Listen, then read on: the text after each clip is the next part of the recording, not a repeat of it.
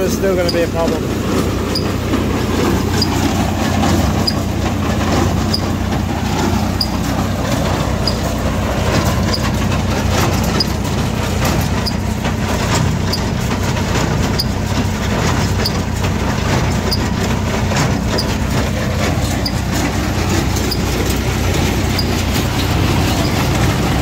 Still got that to deal with.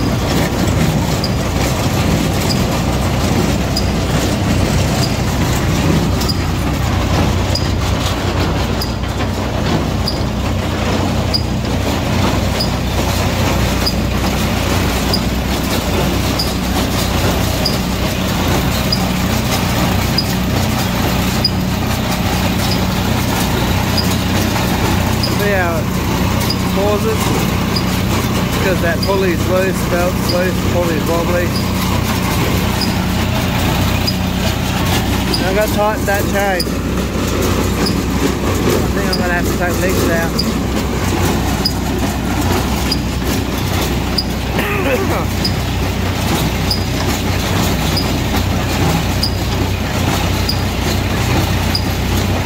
I think the only thing that chain drives is the pickup. I think, yeah, this drives the knotters, so I don't got to worry about getting anything out of mine.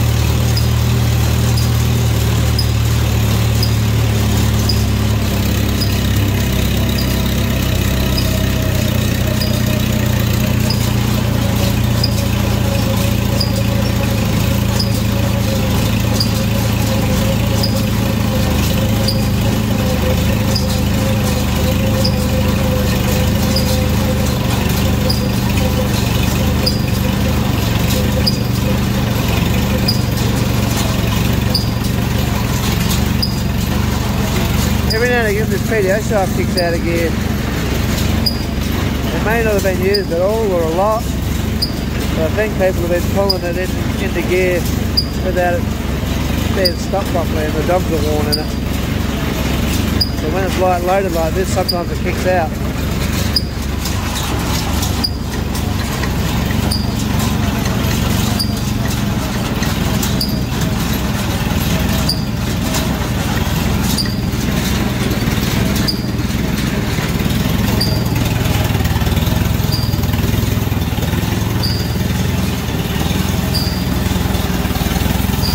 You can't see the governor underneath. It's real hidden. You know, when you have an LA case or something like that, you get to see it compensate. But you don't with this.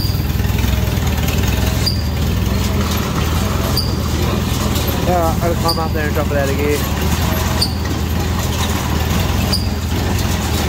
But I will have to, before I go, I will have to order the knotter knives for it, because yeah,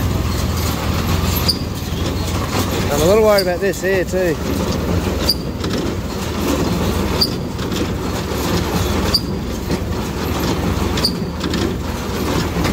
Maybe I should put another bolt through there somewhere, or a tack a weld, or a plate across there.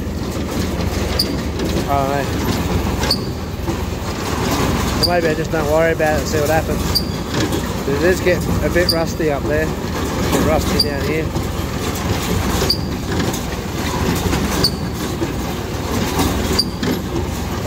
I can't picture what that squeaking noise is. I think it is something to do with the stuffer arm.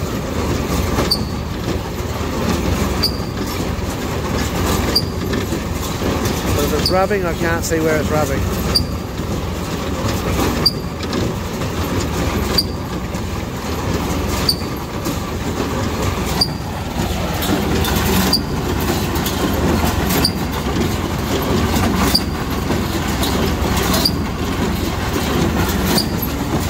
So, we've had some success. I'll just boot the lights up so that we can get some light on the subject. We've re-timed this knotter. You can't see because it's dark as in here, but anyway, you'll have to just take my word for it. Twine discs and everything are all lined up good. And the success we've had is 2 very sexy bow knots. This is the International's the only machine, and I believe it might only even be this International, b46, or International bailers in general that made a bow knot, not a square knot. So you see that, that's a very nice knot. We do have a little bit of fraying in the string because underneath it's missing one of the, well, I'll show you, one of these before it goes through where the needle goes. Before it goes underneath and around and comes back up through the needle, the one on that far side is still missing. So we have to make one. Anyway, we have a resident spider, one of 2. This side's always hard to open. There you go. And if you don't shut that, it will drop your string out. So we've got nearly a full thing of string on each side. It looks like I dropped some grease down there. There's normally a resident red back in here. I've been meaning to get him out, but anyway, it's not quite strung right. Up here there's loops that you can't quite see because it's dark. That these 2 should be over here, your primary balls, A, B, C and D. Yeah, A, B, C and D.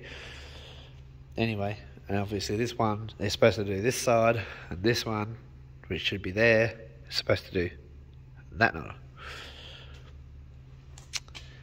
Yeah. And then the ball that would be here would go back to this one, and the ball that would be here would go back to this one. It's weird that, because I actually would have thought it just would have gone 1 knotter, 2 knotters, put your string in, happy days. Anyway, the next problem is we've got to work out whether this tensioner works. It feels like it works. But yeah, I haven't really tried it. What did I just knock down? Texter. So yeah, these were the first couple of knots we made when I was playing with it before we retimed it. And it's not really, they weren't really nice. But they were before we had sharp knives as well. So they can go in the bin. See, that was a nicer one. And I did sharpen that knife, but yeah. But these are much better. What we've made here are much better. The bill hooks are still a little bit rusty. You know, like, we've polished them as much as we could get in there and turn it around and whatnot with a wire brush. So yeah, twine discs are holding nicely. I think we're onto a bit of a winner. Before I take it out, I've got to grease one of the pickup things there and start working on some other problems. Other problems being this pulley, because it's all wobbly. on the shaft for the auger. And that's about it, really. Oh, a couple of broken bolts that broke on me too. I worked them and worked them and worked them, and they both snapped off. So I will weld them and either pull them out, or if they keep breaking off, I will just tack weld them there, because I can actually get to everything here. That one there is the hardest to grease, because the grease nipple's on the back side and I can't get this cover to turn. It's spun 180. So yeah, and I've got to tighten this still. There's still not quite enough tension on these, so I've got to do up some of these springs a bit. There's still got a shear pin. There's a shear key in there. But anyway, that's where I'm at. There is no, what do you call it, like screw for the jack. That could even come off, seeing that I got a trolley jack under it. There was something else I got to do to it, but I bloody can't remember. Oh, check that knife down there. Make sure that's sharp. Otherwise it won't, and the anvil, or stationary knife they call it. Otherwise it won't cut the straw, hay, whatever you happen to be doing. So yeah, that's your adjustment for your pickup. That's the other thing, is make another one of these blocks for the bottom, because that one is collapsing. So yeah, there's a bit of rust in the old girl, but she's there. And yeah, hope that this works properly, so we'll be able to try this out soon, because the old man's already said that he wants some large squares turned into little squares that we can try it out with. So yeah, there'll be a bit of that going on. So there'll be a bit of forking into the front here, some hand feeding, and then that'll be it. Now I've got to work on the hay rake as well.